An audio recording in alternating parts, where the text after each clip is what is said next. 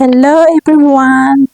For today video ay magluluto po ako ng the one of the famous dish here in Pakistan. So dahil ilang araw na ay vegetable ang linuluto ko ay ngayon ay namimiss ko naman ang manok. So hindi nyo po alam ay paborito ko ang manok guys.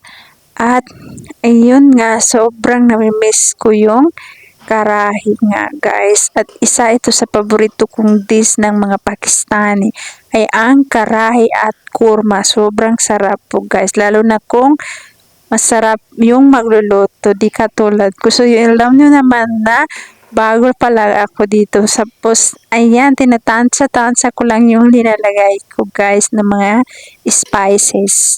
So ang karahi po guys ay kung kahit saan kayo magpunta ng mga restaurant ay makikita nyo yan sa mga menu nila, at isa yan sa masarap na food ng mga Pakistani.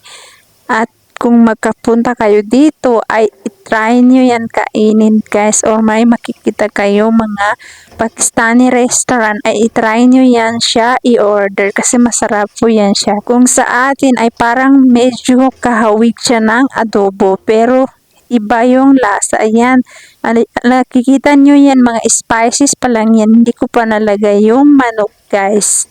So bago ilagay yung manok, yung spices mo na yung lulutuin mo, at haluin yung lahat ng ingredients. At di po yan nawawala ang kamatis kasi kamatis yan yung nagpapasarap talaga ng karahi. Mas masarap po guys pag marami talagang kamatis yung karahi na yan. So ayan, linalagyan ko na siya ng konting salt guys, at tinatansya-tansya ko lang yan guys yung linalagay kong mga spices guys. Kumukulo na konti ay saka ko na ilagay yung manok.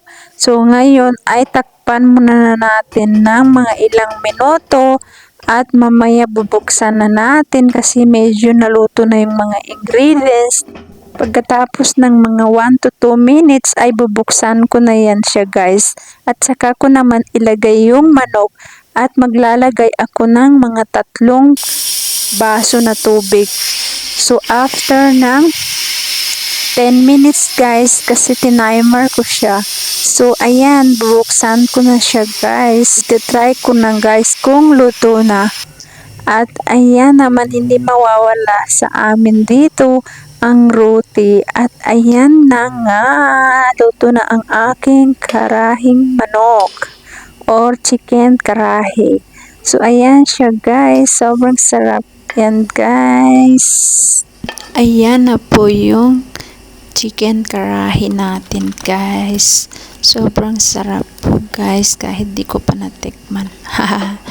So halina kayo, kain po tayo guys. So ayan na, ako lang po yung kakain kasi ayaw daw ng asawa ko kumain kasi busog pa daw siya. Okay, hanggang sa muli, ala hafiz.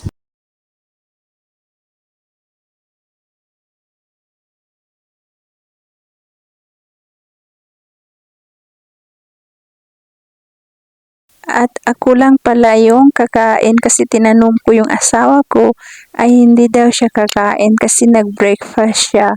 So pag mag-breakfast yan siya ay hindi siya kakain ng tanghali. Pag mananghali naman siya ay hindi siya mag-dinner. So ayan na po yung ating manok guys. Masarap po yan siya. Kain po tayo. Hanggang sa muling video, ala hafiz. Ingat po kayo lahat.